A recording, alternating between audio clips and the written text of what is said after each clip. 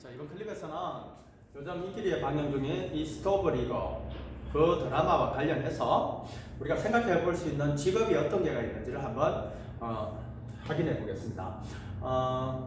이 스토브리거의 그 남자 주인공의 동생이 원래 야구 선수였죠. 야구 선수였는데 불의의 사고로 하반신 불구가 되고요. 그래서 어떤 캐릭터로 전향을 하느냐, 바로 거기에서 전력 분석원이라는 캐릭터로 분하게 되죠. 자, 그러면 이 전력 분석원이 누구냐? 이 바로 세이버 매트릭스, 요 용어가 굉장히 보기 많이 나오던데요. 이 세이버 매트릭스를 통해서 이 야구 분석 전문가가 되어 돌아오는 거죠. 자, 그럼 드라마 내용은 차지하고요. 이 집중적으로 관련 용어 몇 개와 하고 그거와 관련한 우리 직업군으로 생각할 수 있는 게 어떤 게 있으며 그 직업을 갖기 위해서 어떤 전공을 해야 되는지까지 정도만 한번 살펴보겠습니다. 자, 먼저 이 스토브리거는 스토브가 원래 난로 아닙니까? 자, 겨울이 되면은 야구가 시즌 오프가 되죠.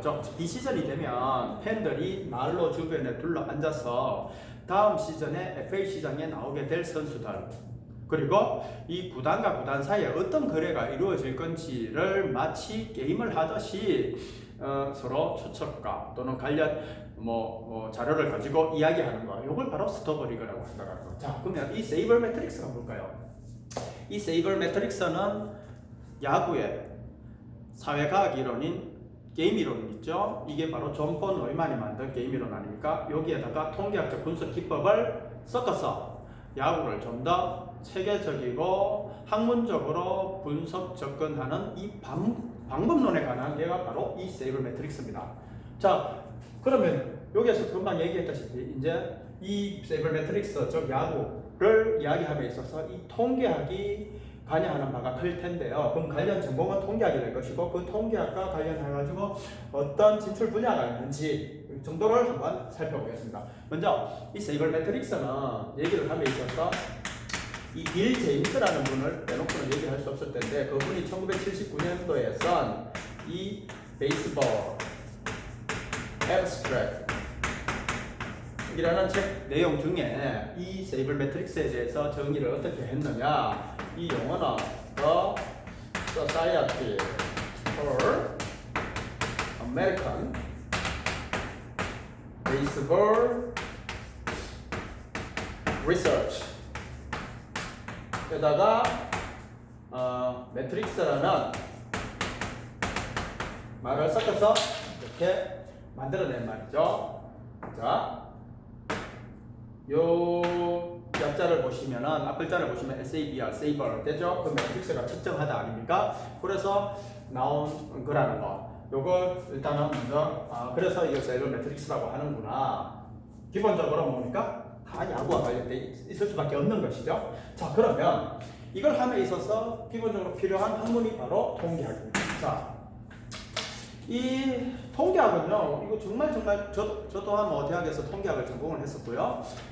그리고 기업체에서 보험 상품 개발을 한 5년 정도 했었습니다. 그걸 함에 있어서 이 통계의 이 중요성이 정말 중요하다는 걸 먼저 체감도 했었는데, 자, 통계가 왜 중요할 수밖에 없냐, 그걸 우리 정부 부처를 얘기할 때 무슨 부, 무슨 청이 있지 않습니까? 그 중에 이 청을 보십시오. 통계청, 기상청이 있죠. 왜 정부에서 할 일 없이 청을 만들어서 그렇게 활동을 하게 해놨을까요? 그만큼 중요하니까 이 청을 만들어준 거 아니겠습니까? 자, 그러면 이 통계청에 들어가기 위해서는 부급 공무원 시험에 준하는 그 입사 시험이 바로 공무원 채용 시험이라고 보시면 됩니다. 이제 그게 그때 또 틀린데 국어, 영어, 한국사는 필수 항목이고요. 2022년부터입니까? 통계학 개론, 경제학 개론 해가지고 이게 시험 내용이 개정이 좀 되었더라고요. 자, 그러면 여기에 입사를 하면 말 그대로 공무원이 되는 거지 않습니까? 자, 통계청 그만큼 중요하다라는 거. 통계청뿐만 아니라 우리가 진출할 수 있는 분야는 또 어디가 있겠습니까?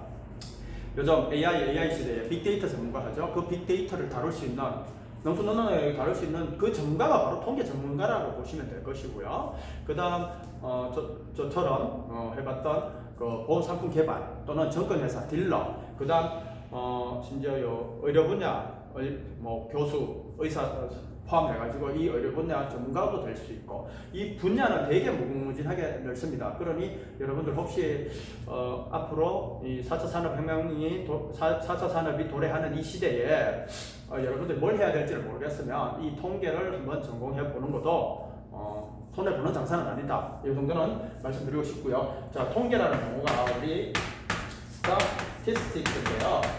요 단어 안에 state라는 단어가 들어가 있습니다. 이 state가 뭡니까? 국가 아닙니까? 자, 처음에는 이 국가에서 사람의 즉 머리수를 세가지고 거기에다가 세금을 매겼죠. 그게 인두세 아닙니까? 그렇게 하기 위해서 이 통계의 초석, 기초가 마련되었고 심지어 그래서 우리 지금은 현재는 통계학이라고 부르지만 그때 당시에는 초기에는 국가세무학이라고 했죠.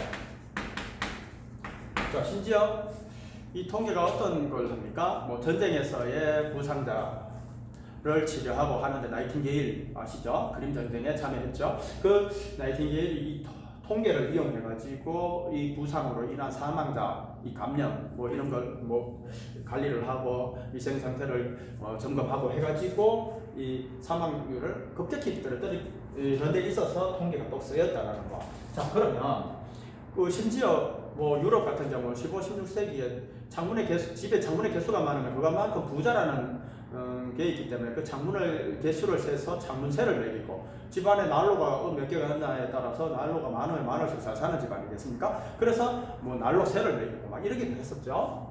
그런데 그 밑바탕에 있어서는 다 통계가 필요하다라는 거. 자, 그러면 이 국가세무학에서 출발한 이 통계가 이제는 왜 통계학으로 불릴까요? 자, 우리나라뿐만 아니라 모든 나라가 거시경제, 미시경제 정책을 마련을 하려면 그 거시경제, 미시경제 지표를 만들어내는 곳이 있어야 되는데 그 지표를 만드는 곳이 바로 통계청에서 하죠. 그만큼 통계의 이 쓰임새가 이제 점점 더 확장돼 가지고 나라의 정책을 좌지우지하는 데도 밑거름이 되고 있다라는 것 정도를 한번 확인해 보셨으면 좋겠고요. 자, 그러면 이 통계를 공부함에 있어서 우리가 어떤 유의미한 결과를 도출하기 위해서는 먼저 뭐가 있어야 됩니까? 표본조사 내지는 표본 추출이 있어야 되죠.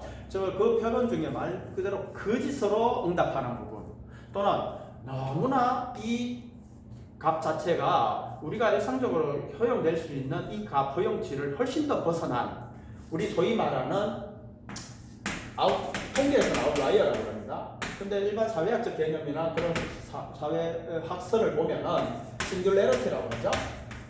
왜 많이 쓰죠?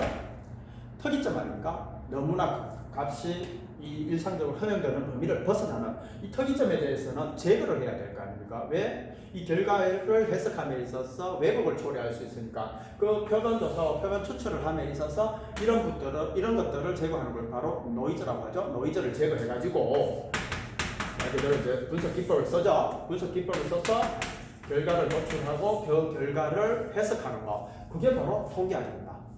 자, 그러면 우리 분석을 함에 있어서 뭐 여러 가지 분석 기법을 다 배웁니다. 뭐 표본 추출법에 대해서도 우리가 통계학과에 가면 배우고요. 그 분석 기법 중에 뭐 또 우리가 인과관계를 보통 이제 이 어떤 자료를 해석함에 있어서 왜 이렇게 나왔는가를 결과를 해석하려면 그 원인을 파악하는. 그래서 우리가 통계학 용어에서 통계학적으로 우리 회귀 분석이라고 하죠. 이 리그레션이라는 이 말의 의미도 통계학적에서는 굉장히 중요한 말이죠. 이 회귀 분석을 통해 원인과 결과 사이에 어떤 상관관계를 파악을 해서 결과를 도출하고 그 결과를 가지고 이제 여러 가지 활용을 하죠. 제가 아까 말씀드렸던 저는 보험 상품 개발을 하기 위해서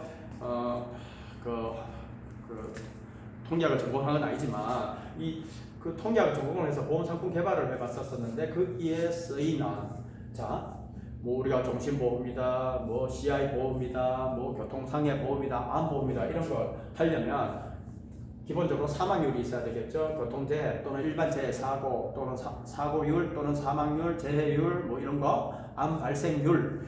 자, 전 국민을 상대로 0세부터 99세 그런 자료가 다 있습니다. 그걸 만드는 것이 이제 통계청에서 하는데 그런 류를 바로 만들어 놓은 표를 경험 생명표라고 하게 되면 이 경험 생명표를 기반으로 해서 우리가 흔히 말하는 보험, 그 보험료가 각각의 나이별로 뭐 납입 기간이나 아니면 보험 기간에 따라서 얼마 딱 나오게 하는 거, 이게 바로 보험 상품 개발 쪽에서 하는 일인데, 이 경험 생명표를 기준으로 해서 뭐 통계학과 출신들 또는 뭐 수학과 출신들 사람들 요거를 할 수 있다라는 거. 우리는 뭐 대학 다닐 때는 SAS라 이래가지고 SA에서 SAS 프로그램에 뭐 컴퓨터나 포트라 이런 거를 뭐 배우고 했었는데, 그런 거는 지금은 뭐 의미 없고요. 요즘은 SPSS뿐만 아니라 파이썬 이런 멋진 프로그램들이 있죠. 이 프로그램을 능수능란하게만 다룰 줄 알면 여러분들 앞으로 어떠한 직업군에 가 있던 이 전문가로서